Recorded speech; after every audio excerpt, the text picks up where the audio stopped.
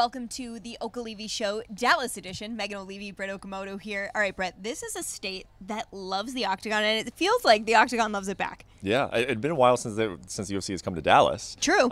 Which I'm happy about. You know, nothing against Houston, but it felt like we were going to Houston like every single month there for a little bit. But yeah, the crowds are always really strong, particularly in Houston, and I think Dallas is going to be pretty excited to have this event. Yeah, Texas, it feels like historically they come early into the prelims and they stay all night long, which you always appreciate because every fighter on this card gives the most that they possibly can. But let's talk about the final fight on this card, which is our main event rematch between Amanda Nunes and the champion, Julianna Peña. This was a fight the first time around that shocked the world, frankly. Yeah. Do they shock the world again in this one? I think it's going to be a completely different fight, at least in the beginning. I'm expecting a much different Amanda Nunes. If I'm Amanda, and, you know, she said what she said about it. She said that she had knee injuries. She said that she probably shouldn't have even been in the fight. I think, you know, in her own way, she is also admitting that she took Julianna lightly. Yeah. I don't think she's going to go and reinvent the wheel. I don't think she's going to go and say, like, oh, this is a skill that Julianna really showed that I don't have. I think it's about strategy. It's about pacing yourself. It's also about knowing now your opponent that she can take those shots. You know, my biggest criticism of Amanda that night, and I think I can remember even you and I were probably talking about it in Vegas, is I was like, You just kind of turned it into a coin flip. Like you stood there and you stopped moving and you weren't fighting anymore. You were just throwing your right hand over and over and hoping that she would go down from it. And that you're supposed to be the best ever. You're supposed to be the greatest of all time. And I thought she lost her composure. Now, granted, when you're in there and you got someone in there pushing you in a way in which you haven't been pushed, you know, sometimes those are hard lessons to learn. I think she's going to learn that, and it's just going to be a much different fight this time around from her standpoint. If you're Julianna Peña, though, that night was everything you wanted it to be, right? You were able to take her shots and keep moving forward. You landed shots of her own. You got the champion tired, and then you submitted her. Yeah. So what, if anything, does she try and do differently this time around?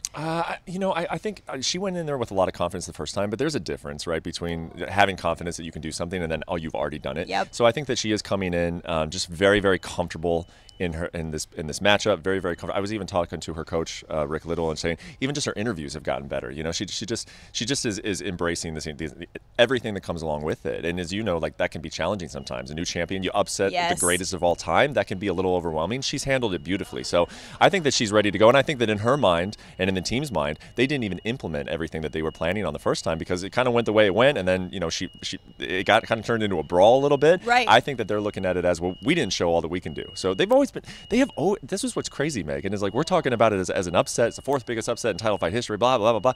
They were like, we knew that we were a bad matchup for Amanda for years. Yeah. I mean, that Katzengano fight was ages ago, but when we watched that, we said, hey, we got a really strong version, a better version of Katzengano because they can do a lot of what was successful in that fight. So they're confident. I mean, she told us in our fighter meetings this week, I knew forever that I would beat Amanda Nunes. And then on the flip side, Amanda said, I got too comfortable. Mm-hmm. You know, I'm the champion in 2 divisions. I was kind of running through everybody, and I let myself get comfortable. So interestingly enough, you know, this comes down to so many different things, and composure being a huge one for both of them on both ends. But Brett, at the end of the night, when the main event is over and Bruce Buffer is announcing, you know, where that belt goes, is it Ann Still or Ann New?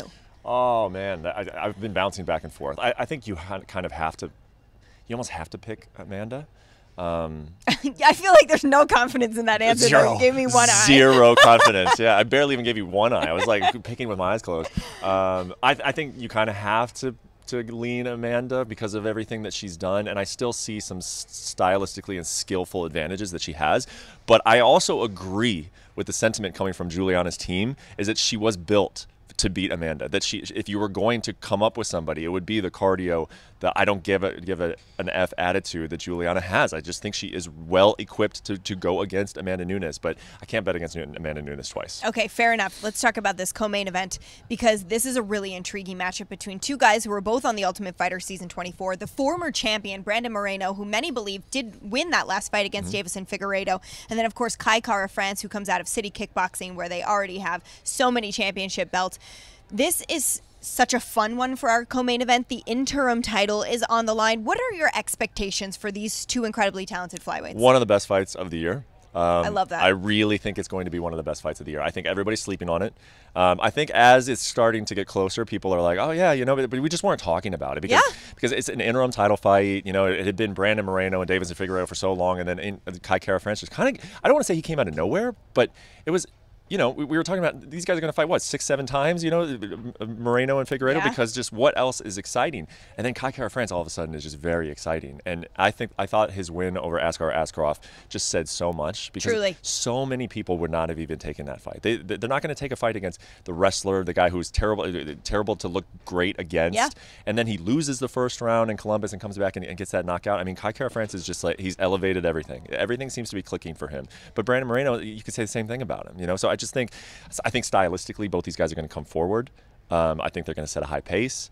I think that you know, in the first fight you had Brandon Moreno like barking at him, and like I just think that they bring out something really great in one another. Maybe it's just Brandon Moreno brings out something great in everybody, because I mean, we just were saying that about Figueiredo, but I think it's going to be one of the best fights of the year. I totally agree, and they both give so much credit to one another's mental toughness that they believe this could come down to a 5th round. Their cardio will certainly allow it, but also their mental fortitude will allow it. So it'll be interesting what happens. Brett, before we move on from this one, do you believe that we see a title unification bout in 2022 with Davis and Figueiredo? Because there's a lot of talk about what could potentially happen from this fight moving forward, and we also have Alex Perez versus Pantoja on this pay-per-view portion of the card as well. Yeah, that's interesting. I do think that Figueiredo will end up fighting the winner. I don't know if we'll see it this year. I think, you know, kind of schedule will come into that, locations, venues, all that kind of stuff, but depending on who wins. But I do think we will see. I don't know why Figueiredo would not defend this title. You know, I know he had the injury, and then he has said some things in the media about, you know, wanting to address his contract, but I just don't see a world in which, like, what are you're going to go to 135?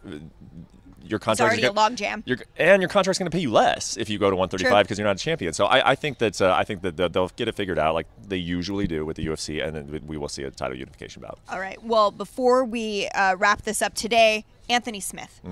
Taking on a guy that is very scary in the division. A lot of fighters turn down a fight with Ankalaev.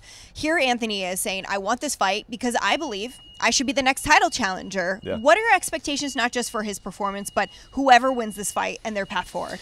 I mean, Anthony's been saying if I get a finish over this guy, I get a title shot, and I don't necessarily completely disagree with him. I do think that, you know, I think Jan Blachowicz is pretty deserving, but you know how this sport works. I mean, if Anthony goes out there and beats this guy, who, quite, you know, no one's really been able to beat him. Paul Craig was able to submit him in the final second of that round that he was losing, and all credit to him. But he was losing that fight. You know, that's a very rare thing to see somebody get. He's essentially undefeated. You know, minus 1 second of his career. So if Anthony goes out and were to make a statement against him, I do think we could see him in a title fight. He's just signed a new contract this week. So I do think that that's what's on the line for Anthony. And I love the way that he described why he wanted this fight, because he's like, all you guys always make excuses. You know, like when I beat Devin Clark, oh, Devin Clark's no good. You know, when I beat Jimmy Crute, oh, he was too young. When I beat this guy, he was too old. You know, like I am a plus 400 underdog now. Like I go out and beat this guy, there's nothing you guys can say. Like, you can't take this win away from me. And I was like, man, Anthony, that makes a lot of sense, and that kind of fires me up. It does. I mean, maybe his work as an ESPN analyst sort of has him thinking in that way now, you know, but he certainly is going out there with something more to fight for, obviously fighting the memory of his mother who passed away in May. So a heavy heart, but a motivated heart as well. We'll see what happens. That is your pay-per-view opener. I'm Megan, he's Brett, and we're in Dallas, and we'll see you tomorrow. Thanks for watching ESPN on YouTube. For live streaming, sports, and premium content, subscribe to ESPN+.